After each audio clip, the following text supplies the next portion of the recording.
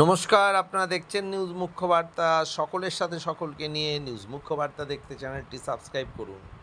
দুর্গাপুরের উন্নয়নের ধারাকে সামনে রেখেই এবারে নির্বাচনের ময়দানে নেমেছে তৃণমূল কংগ্রেস। শিল্পাঞ্চলের দুই গুরুত্বপূর্ণ বিধানসভা কেন্দ্র দুর্গাপুর পূর্ব ও দুর্গাপুর পশ্চিমে দলের ভরসা রেখেছে দুই উন্নয়নের কাণ্ডারির উপর। একজন অভিজ্ঞ নেতা প্রদীপ মজুমদার, অন্যজন নতুন মুখ হলেও প্রশাসনিক কাজে দক্ষ কবি দত্ত। দুর্গাপুর পূর্ব বিধানসভা কেন্দ্রের তৃতীয়বারের জন্য প্রার্থী হয়েছেন প্রদীপ মজুমদার। তার উপরেই ভরসা রেখেছে রাজ্যের মুখ্যমন্ত্রী মাননীয়া মমতা বন্দ্যোপাধ্যায়। দীর্ঘদিন ধরে এই এলাকার রাজনীতির সঙ্গে যুক্ত প্রদীপ মজুমদার ইতিমধ্যে একবার এই কেন্দ্র থেকে নির্বাচিত হয়েছেন। এলাকার উন্নয়নের কাজে তার সক্রিয় ভূমিকা সর্বত্র। রাস্তা, পানীয় জল, আলো, স্বাস্থ্য পরিষেবা থেকে শুরু করে বিভিন্ন সামাজিক প্রকল্পে বাস্তবায়ন করার উদ্যোগে তিনি তৃণমূলের নেতৃত্ব দেন। মন্ত্রী প্রদীপ মজুমদার জানান, আমি রাজ্যের মুখ্যমন্ত্রী মমতা বন্দ্যোপাধ্যায়ের কাছে কৃতজ্ঞ। আমি সর্বদাই মানুষের অভাব অভিযোগের কথা শোনার চেষ্টা করি।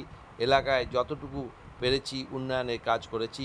আগামী দিনেও এই কাজের ধারা আমি বজায় রাখব। অন্যদিকে দুর্গাপুর পশ্চিম বিধানসভা কেন্দ্রের এবারের নতুন মুখ হিসাবে এসেছেন আমাদের সকলের পরিচিত কবি দত্ত মহাশয়।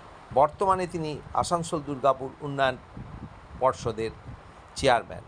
প্রায় 2 বছর ধরে এই দায়িত্ব থেকে শিল্পাঞ্চলে বিভিন্ন উন্নয়নমূলক কাজের সঙ্গে তিনি নিজেকে যুক্ত রেখেছেন।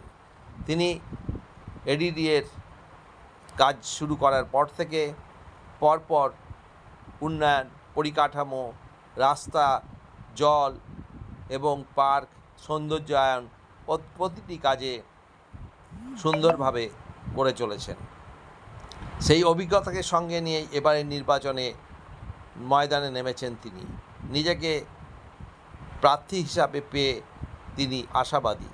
তার কথায়, উন্নয়নের কাজ আমি মানুষের জন্য করব, সেই কাজের মূল্যায়ন মানুষই করবে। দুর্গাপুর পশ্চিমের মানুষ উন্নয়নের পক্ষে রায় দেবে বলেই তিনি আশাবাদী। ব্যুরো রিপোর্ট, নিউজ মুখ্য বার্তা।